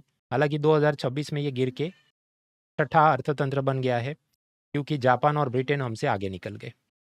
वीडियो पॉज करके देख लो। 4 3 2 1। हाँ, तो मैंने डिफाइन किया और फिर डेटा दे दिया। GDP valued at $4 trillion at current market price, और एवरेज अपना ग्रोथ रेट 7% रहता है। और अभी 2026 में ये छठी लार्जेस्ट इकोनॉमी है, ऐसा IMF का बोलना है। अब जब हम जीडीपी की बात करते हैं तो उसी के साथ poverty, human development, sustainable development goals, ये सब भी प्रश्न पूछे जाते हैं। तो अभी नहीं, वो छठे पिलर में इसी वीडियो में आगे हम देखते हैं। अभी के लिए पिलर 4E इन्फ्लेशन। तो इन्फ्लेशन में आप देखिए कि वैसे तो बढ़ ही रहा है हर साल, और उसके दो बड़े कारण क्या रहे। 2022 में यूक्रेन युद्ध, उसके चलते इंपोर्टेड फर्टिलाइजर, मेडिसिन, फ्यूल सब महंगा हुआ। और अब 26 में ईरान युद्ध के चलते ये पूरा LPG, स्टेट ऑफ हॉर्मोज और दूसरी समस्याएं। अब इकोनॉमिक सर्वे को क्या दिखाना होता है कि घी दूध की नदियाँ बह रही है। तो वो क्या करेगा, ये पूरा ग्राफ तो जूम आउट करके देखो तो ऐसा ही लगेगा कि बहुत महंगाई बढ़ी। तो कहेगा देखो नहीं नहीं, ये वाला इधर है ना, ये थोड़ा गिर गया था, कि 2025 में थोड़ी महंगाई गिर गई थी। और वो भी ऐसा नहीं कि असल महंगाई गिरी थी, वो तो बेस इफेक्ट के चलते परसेंटेज का गेम था, इसलिए गिरी थी। खैर, तो आप जैसा कि देख सकते हैं 2024 से 25 में हेडलाइन इन्फ्लेशन, मतलब ये ऑरेंज कलर की लाइन जो अभी मैं पर्पल से मार्क कर रहा हूँ, तो उससे आप देख रहे हैं कि ये तो सस्तापे की तरफ गया। बराबर, तो यूजुअली 2 to 6% की रेंज में रहता है। हालांकि जब हम जूम आउट करके देखें तो 2022 के बाद कुछ बार वो 6% से भी ऊपर गया है, बिकॉज ऑफ यूक्रेन वॉर, और भविष्य में ईरान युद्ध के चलते वापस ऐसा होगा। तो वीडियो पॉज करके देख लीजिए। 4 3 2 1। हाँ, तो शुरुआत में मैंने डिफाइन किया और ओरिजिन, और उसके बाद डेटा क्या दे सकते हैं कि नॉर्मली तो 2 to 6% की रेंज में ही रहता है, लेकिन यूक्रेन युद्ध के बाद ऐसे कुछ अवसर आए हैं, मौके आए हैं, समय आए हैं जब यूक्रेन युद्ध के बाद ये 6% से भी ऊपर मुद्रास्फीति या महंगाई गई है। हालांकि इन्फ्लेशन के बारे में आप पाएंगे कि यूजुअली क्वेश्चन अब तक तो पूछे ही नहीं गए। इकोनॉमिक्स एज एन ऑप्शनल में पूछे गए हैं, GS में तो पूछा हुआ, ऐसा मुझे याद नहीं आ रहा है। तो अब आगे बढ़ते हैं पिलर 5, दैट इज़ इंफ्रास्ट्रक्चर। तो पिलर 5 इंफ्रास्ट्रक्चर में ऐसा भी नहीं कि हर एक प्रकार का इंफ्रास्ट्रक्चर तैयार करना है। जब आप PYQ एनालाइज करेंगे तो यूजुअली जो भी इंफ्रास्ट्रक्चर के सवाल आते हैं, यूजुअली 3 एरिया से पूछे जाते हैं। एनर्जी के बारे में, अर्बनाइजेशन के बारे में, क्योंकि मेंस पेपर 1 में मुद्दा है शहरीकरण, और तीसरा पब्लिक प्राइवेट पार्टनरशिप के बारे में। तो हम उतने डेटा सेट याद रखने की कोशिश करें। सबसे पहले एनर्जी। तो SDG गोल जो कहता है क्लीन एनर्जी, अफोर्डेबल एनर्जी, तो भारत ने काफ़ी प्रगति की है कि फॉसिल फ्यूल यानी जीवाश्म से जो हम बिजली बनाते थे वो लेस देन 50% हो गई है, और सोलर से 25%, यानी कि 1/4 बिजली हम पैदा कर रहे हैं। ये 2025 का सरकारी आंकड़ा है। तो देख लीजिए वीडियो पॉज करके। 4 3 2 1। इंफ्रास्ट्रक्चर में दूसरा रिकरिंग थीम है अर्बनाइजेशन, यानी कि शहरीकरण। तो उसका डेटा सिंपल है कि सेंसस 2011 के हिसाब से भारत की करीब 30% आबादी शहरों में रहती है, लेकिन वो भारत देश के GDP में मोर देन 60% कंट्रीब्यूट करती है। वीडियो पॉज करके देख लीजिए। 4 3 2 1। हाँ, तो यही डेटा की जो आप विसंगतता, कॉन्ट्राडिक्शन दिखा रहे हैं कि सिर्फ 30% आबादी है, 60% GDP में कंट्रीब्यूट करती है, लेकिन शहरों की बड़ी समस्याएं हैं। झुग्गी झोपड़ी, ट्रैफिक, बाढ़, ग्लोबल वार्मिंग खतरा, नागरिक सुविधाएं, सिविक इंफ्रास्ट्रक्चर ठीक ना होना, और इन सब के चलते गोल नंबर 11 सस्टेनेबल सिटी में हमें दिक्कतें आ रही है। फिर तो मतलब जो पूछा है उस हिसाब से आप इसको यूटिलाइज करेंगे। Then third and last theme is public private partnership. ये कोई भी सड़क या एयरपोर्ट बनाने के लिए सरकार के पास खुद से बना सके इतना धन राशि नहीं है, पैसा नहीं है, और अगर पैसा आ भी जाए तो उतने सारे टेक्निकल एक्सपर्ट्स नहीं है, तो that requires public private partnership. हाँ, तो वीडियो पॉज करके पढ़ लीजिए 4, 3, 2, 1 कि इंफ्रास्ट्रक्चर रिक्वायर्स लार्ज इन्वेस्टमेंट। सरकार अकेले फाइनेंस नहीं कर सकती क्योंकि फिजिकल डेफिसिट के टारगेट हैं, और उसके अलावा भी ये सब मेट्रो और एयरपोर्ट बनाने के लिए, चलाने के लिए जो टेक्निकल एक्सपर्ट चाहिए वो आईएएस के अंदर नहीं होता। तो यहाँ देखिए, अब करने को मैं आपको इम्प्रेस करने के लिए बोल, देखो पीएम गति शक्ति और नेशनल इंफ्रास्ट्रक्चर पाइपलाइन में 111 लाख करोड़ का हमें सब इन्वेस्टमेंट लाना है। याद रहे तो ठीक है, वरना बाकी भी तरीके होते हैं जिससे आप इंट्रोडक्शन बना सकें। अब पिलर 5 इंफ्रास्ट्रक्चर के नाम पे कम्युनिकेशन भी आएगा, लेकिन कम्युनिकेशन में आप क्या याद करके जाएंगे कि 5G की स्पीड क्या होती है? ऐसा एक तो पूछना और वो सीन ही नहीं बनता है। हालांकि मेंस पेपर 2 उसमें एक मुद्दा है ई गवर्नेंस, तो उसमें आप क्रोनोलॉजी याद करके जा सकते हैं कि 2015 में डिजिटल इंडिया मिशन की शुरुआत हुई थी। तो ये देख लीजिए 4, 3, 2, 1। ई गवर्नेंस मतलब क्या है कि इंफॉर्मेशन टेक्नोलॉजी का उपयोग करके पब्लिक सर्विस की डिलीवरी को बेहतर करना, और 2015 में डिजिटल इंडिया लॉन्च किया गया जो इसी को आगे बढ़ाने में हमारी मदद कर रहा है। तो दैट वाज पिलर 5 इंफ्रास्ट्रक्चर। आपके बहुत जल्दी ख़त्म कर दिया। अब समझ, पिलर 5 में से वैसे भी सवाल कम ही आते हैं, और आते हैं तो वो 3 ही थीम पे पूछे जाते हैं, तो उसके लिए more than enough we have prepared. आपको मतलब डराने के लिए, इम्प्रेस करने के लिए मैं और 25 आपको डेटा सेट दे दूँ, उसमें आपका कोई भला नहीं है। खासकर जब अभी एग्ज़ाम अगस्त में तो आने वाली है, मुश्किल से 1 आध महीना तो बचा है। आखिरी पिलर है पिलर 6 ह्यूमन रिसोर्स डेवलपमेंट। ये काफ़ी इंपॉर्टेंट है क्योंकि इसमें से बार-बार सवाल आते हैं। पेपर 2 में भी पॉवर्टी हंगर इश्यूज़, पेपर 1 में भी poverty and population issues, paper 3 में इंक्लूसिव ग्रोथ के इश्यूज़, राइट? तो कुल मिलाकर जो थीम बनेंगे, health, hunger, women development, poverty inequality, human development and lastly sustainable development goals. तो सबसे पहले हेल्थ की हम बात करें कि भारत देश में एसडीजी गोल नंबर 3 के हिसाब से गुड हेल्थ लानी है, 2030 तक लानी है। इसमें चुनौती क्या है कि अपना 2016 में मैटरनल मोर्टालिटी 130 था, उसे कम करके 70 करना है, और child mortality, under 5 child mortality जो 50 है उसे कम करके 11 करना है। 2 नहीं याद रहे तो एक का डेटा याद रखो कि ये 70 तक लाना है, इसको 11 तक लाना है। फिर पॉपुलेशन की आप बात करें कि भारत में हम डेमोग्राफिक डिविडेंड यानी कि जनसांख्यिकी लाभांश के समय काल से गुजर रहे हैं, क्योंकि हमारी 65% population is below the age of 35। लेकिन ये डेमोग्राफिक डिविडेंड आजीवन नहीं रहेगा। बाद में जापान और साउथ कोरिया जैसा हो सकता है कि हमारा ये एज पिरामिड इन्वर्टेड हो जाए, कि बूढ़े लोग बढ़ जाएँ, नौजवान और नए बच्चे कम पैदा हों। तो जल्द से जल्द 2030 तक हमें मैक्सिमम जॉब्स क्रिएट करने होंगे, इनको स्किल करना होगा, ये सब बातें। तो ये देख लो 4, 3, 2, 1। तो दैट इज़ डेमोग्राफिक डिविडेंड। फिर हेल्थ की और बात करें तो जो मैंने आगे बताया वही यहाँ पर लिखा है 4, 3, 2, 1। आगे बढ़ते हैं। फिर मुद्दा आता है फूड हंगर माल न्यूट्रिशन। तो गोल याद रखना है, goal number 2 zero hunger achieve करना है। उसके वास्ते नेशनल फूड सिक्योरिटी एक्ट 2013 से, और कोरोना के बाद इसमें 5 किलो अनाज 80 करोड़ आबादी को मुफ्त में बांटा जाता है, दैट इज़ प्रधानमंत्री गरीब कल्याण अन्न योजना। लेकिन उसके बाद भी ग्लोबल हंगर इंडेक्स में अपना प्रदर्शन बहुत बढ़िया नहीं है। तो पॉज करके देख लीजिए 4, 3, 2, 1। तो यहाँ पर भी आप देखिए, मैंने सबसे पहले माल न्यूट्रिशन मतलब डिफाइन किया कि इनसफिशिएंट कैलोरी एंड न्यूट्रिएंट्स, फिर गोल की बात की, और फिर डेटा सेट्स दे दिए। और यहाँ पर भी मैंने ग्लोबल हंगर इंडेक्स में अपना क्या 100 के ऊपर नंबर है। एग्जैक्ट याद करने नहीं जाएंगे क्योंकि रियल एग्जाम में और भी बहुत कुछ याद करके जाना है, तो इसके आगे पीछे कहानियाँ हो सकती हैं। आगे बढ़ो। Then comes education. तो गोल नंबर 4 क्वालिटी एजुकेशन। इसके वास्ते नेशनल एजुकेशन पॉलिसी 2020 में बनी, जो चाहती है कि ग्रॉस एनरोलमेंट रेशियो स्कूलों में 100% और कॉलेज में 50% हो, यानी कि कॉलेज जाने की जिनकी उम्र है, मान लो ऐसे 100 लोग हैं तो उसमें से 50 कॉलेज जाने चाहिए, बाकी सब वो जो भी वोकेशनल कोर्स करके इलेक्ट्रिशियन प्लम्बर ये सब बने वो ठीक है। एजुकेशन मिल गया लेकिन जॉब नहीं मिलती क्योंकि आपके पास स्किल नहीं है, और उसके चलते आपको डिसेंट वर्क नहीं मिल रहा है। गोल नंबर 8। तो उसमें भी डेटा तो सिंपल ही है कि 50% graduates they do not have industry ready skills. तो पहले एजुकेशन देख लो, फिर स्किल का भी इंट्रोडक्शन आएगा। पहले ये देख लीजिए 4, 3, 2, 1। तो यहाँ पर भी आप देखिए, एजुकेशन के नाम पे मैंने उसे डिफाइन किया कि स्कूल कॉलेज में जो सिस्टमेटिकली नॉलेज दिया जाए वो एजुकेशन है। लेकिन इसमें समस्याएं drop out teacher, absenteeism, rote learning, ये सब है। और इसमें गोल नंबर 4 को हमें हासिल करना है। डेटा याद रहे तो स्कूल में 100% और कॉलेज में 50% ग्रॉस एनरोलमेंट हम करना चाहते हैं। Then come skill 4 3 2 1। हाँ, तो स्किल मतलब क्या, कोई खास काम आप एक्सपर्टीज के साथ ख़त्म कर सके। और भारत में 50% ग्रेजुएट के पास ऐसी इंडस्ट्री रेडी स्किल नहीं है। और इसके चलते goal number 8 decent work and economic growth के खिलाफ ये सबसे बड़ी चुनौती है। तो we are done with health, hunger, education देख लिया। Now women. तो भारत की आबादी का 50% महिलाएं हैं। उनका female labour force participation rate 40% है, यानी कि 10 में से 4 महिलाएं या तो वेतन के साथ काम कर रही हैं या काम की तलाश में है।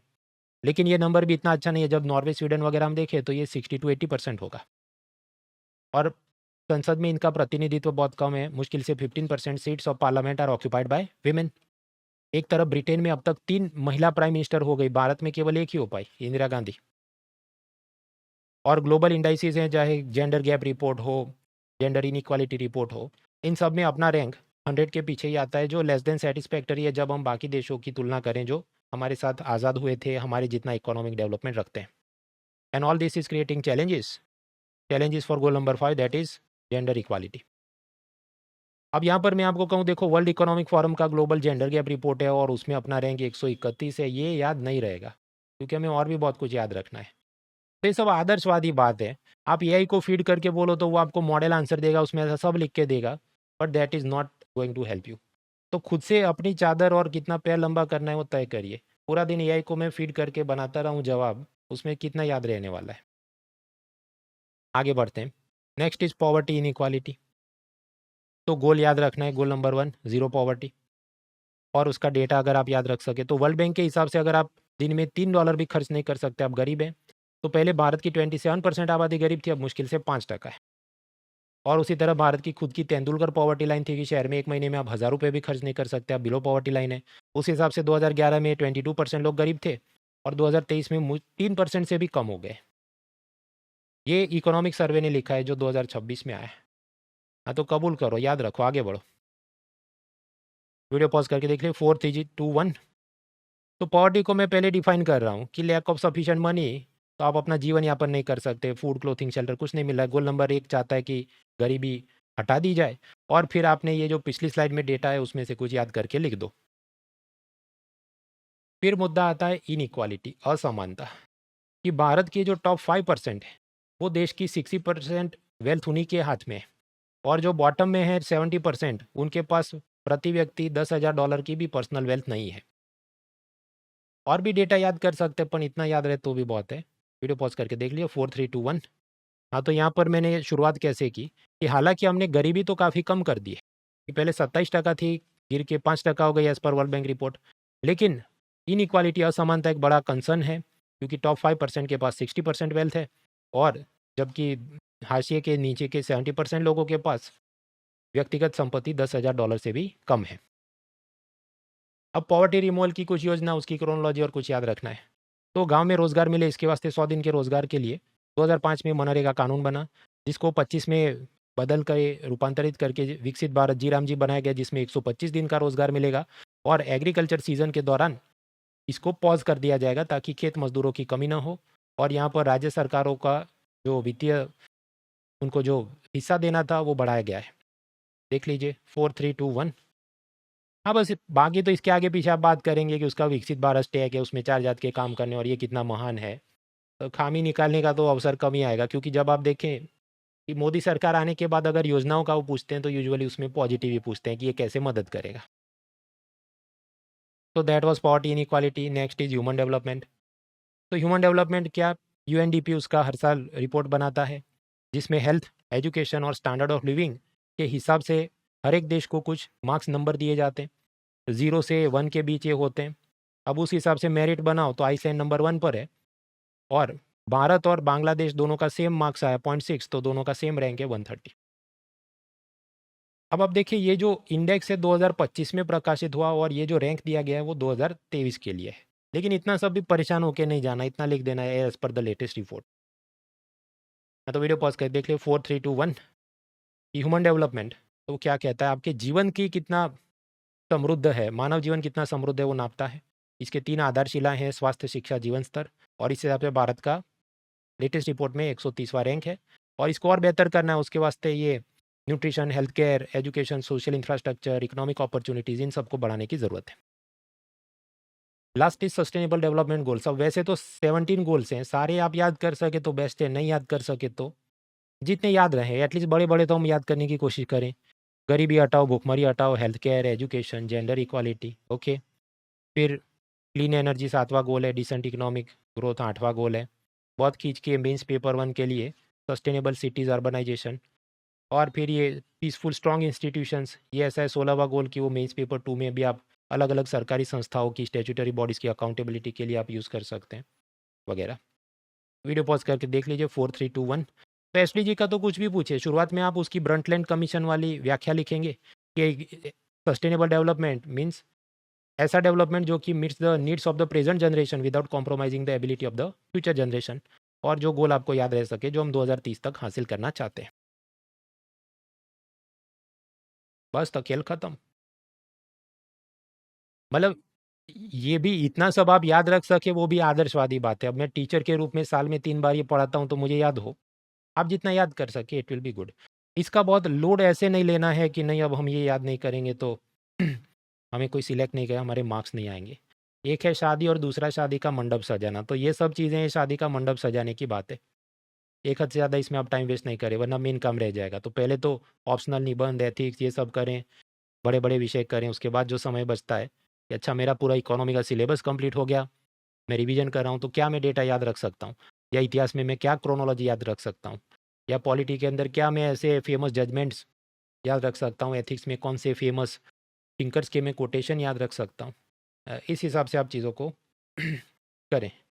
तो मित्रों, हमने इकोनॉमी में जानने लायक कुछ जो भी 30-35 डेटा सेट्स की बात की। हालाँकि ये भी आदर्शवादी बात है, जितना मुझे याद रहे इकोनॉमी टीचर के रूप में आपको याद रहे ज़रूरी नहीं, लेकिन फिर भी बड़े-बड़े डेटा सेट्स, चाहे GDP, poverty, inflation, fiscal deficit, currency exchange, आप याद करेंगे, लिखेंगे तो दूसरों से ज़्यादा मार्क्स आप हासिल कर सकते हैं। ये पूरा पावर पॉइंट आप डाउनलोड कर सकते हैं इस लिंक से, unacademy.com/content/upsc/mronal-patel, या QR कोड भी है।